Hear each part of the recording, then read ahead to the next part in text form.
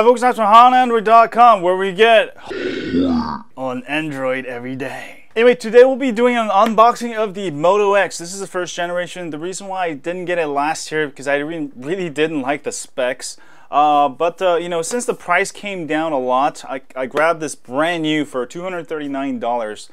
So I grabbed it on eBay, and a lot of you asked me, like, can you do Moto X ROMs rooting tutorials? So that's why I got it. But let's go ahead and unbox this bad boy. Let's go do this, baby. Alright folks, I've got the original Moto X. This is not the second generation, obviously. This is the first edition. This one I bought on eBay for $239. I'll have a link to it where I bought it. But I think as a used phone, this is actually a pretty good deal. There's a lot of cool phones out now, but you know, sometimes the older phones are sometimes better because, you know, if you want to root and install custom ROMs, you know, I noticed, like, whenever you get like a new phone like a Galaxy S5, the only thing it sucks about it, it takes quite a while, actually like 6 months before there's a ton of ROMs, especially AOSP ROMs. So I've actually never had, I haven't bought a Motorola phone for about 2 years now.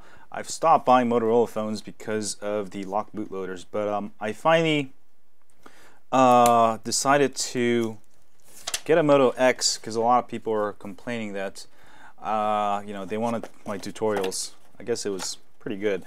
So I'll have a site on rooting and a bunch of custom ROMs on this, and it comes with a phone here, obviously, and the charging cable, and also dual USB. Pretty cool stuff. Let's see what is the rating for this thing. Let me go ahead and zoom in here. I don't know if you can see. I can barely see here. Output 5 volts, 1150 milliamp hour.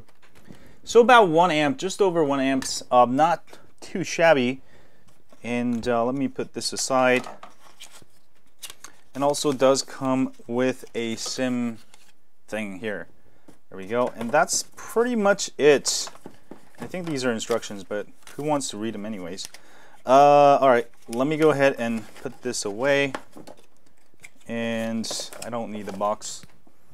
And here is the Moto X. Let me go ahead and pop in my nano SIM here. This one requires a nano SIM. I'll be right back. Alright, here's my nano SIM that I made. I actually have a tutorial on it. If you want to know how to make a micro SIM into a nano SIM, go ahead and check out my video. I'll have a link on the video itself as an annotation, or you can check out the description below.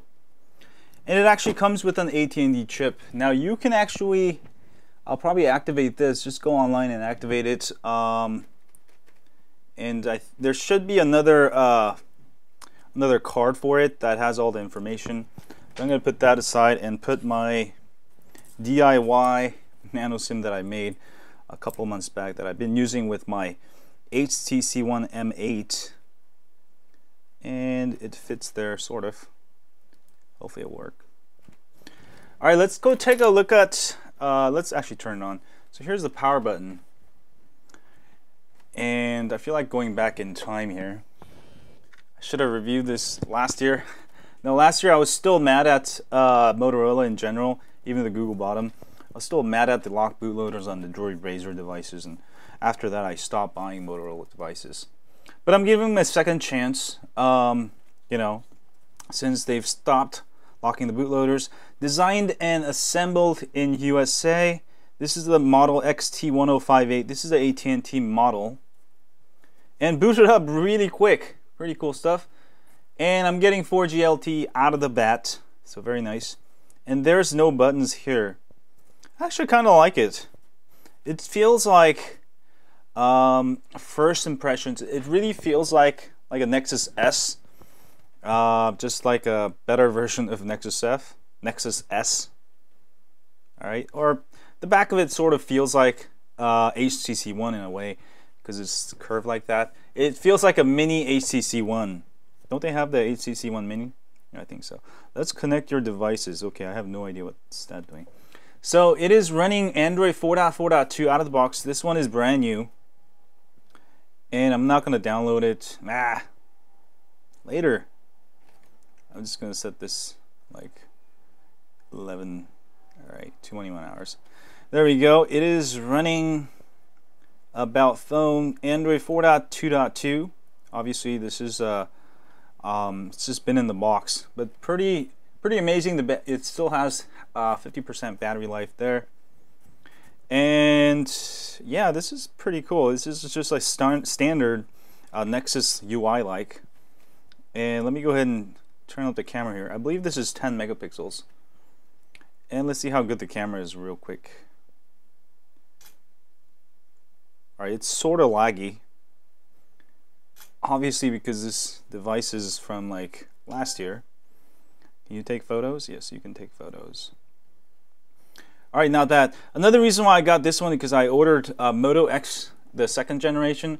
So, you know, I'm gonna start supporting Motorola because, you know, I've lifted my ban on them since they stopped blocking bootloaders, and Google has finally bottomed out and changing some things around.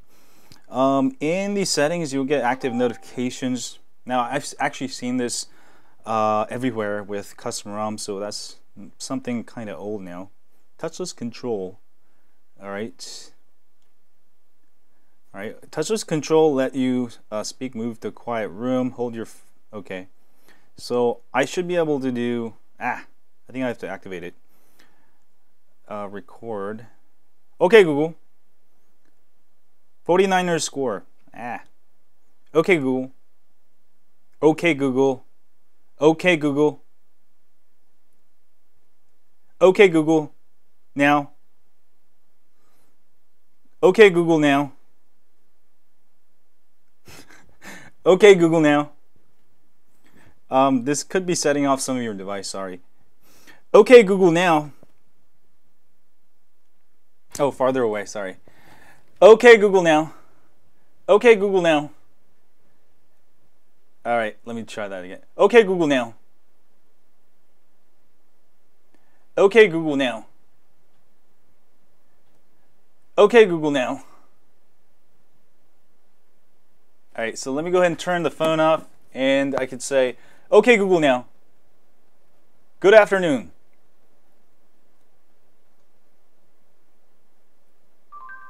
Here you go, some matching pictures. No, that's not bad for an old device. Okay, Google now. 49ers score. The 49ers lost to the Cardinals 20-14. They are playing the Eagles on Sunday at 1:25. Alright, looking pretty good. I really like the UI, its fluidity. I'm probably gonna go rooted. You know, I'm not gonna show you everything about this phone. There's probably a ton of reviews, videos, but I mean, it's pretty simple. I just showed you all the major features that's different from standard Android. Other than that, it's a nice budget phone. That's why I bought. That's the real reason I didn't buy it last year, because, you know, it's just Motorola came out with you know, a processor that was kind of old, and the specs were kind of old. I mean, the customization of the back and stuff is cool, but you know, I think Motorola really has to work on timing and releasing the phone at the right time. Don't release it like 3 months after everybody else announced a Qualcomm Snapdragon 801, 805 processor. You know, you want to kind of stay up ahead of the curve. And I think that's one thing that's holding them back. Timing is everything with smartphones. But looking pretty good. I should have a support for this phone. That's why I got it for a bunch of different custom ROMs. But I like how small it is. This could be a good phone when you go clubbing and stuff. You don't want to have your Note 3 in your pocket. It could be an extra emergency phone, and you know, just having fun with the custom ROMs and stuff. There should be a bunch of custom ROMs you can install. But looking pretty good. I should have all of the rooting and custom ROMs for this over at motoxroot.com, which I bought, I think, last year or something. I forgot. But anyway, that was quick unboxing of the Moto X, and yeah, I'm gonna test it out and see how I like it. But looking pretty cool. Nice small budget phone. Only $239, pretty good deal. And I believe this is 16 gigabytes, which gives you about 12 gigabytes after the rest has been used by the system. But it also comes in 32 or 64 gigabytes. Anyway, that's it. Yeah. And thanks for watching this video. I should have a ton of guides and stuff over at motoxroot.com for the first generation and the second generation, which is also on its way. I should have an unboxing of that in a couple of days. You know, if there's any cool features on this phone that I don't know about, because obviously some of you have a Moto X and probably been using it for the last whole year. So do let me know in the comments. And as always, stay on Android.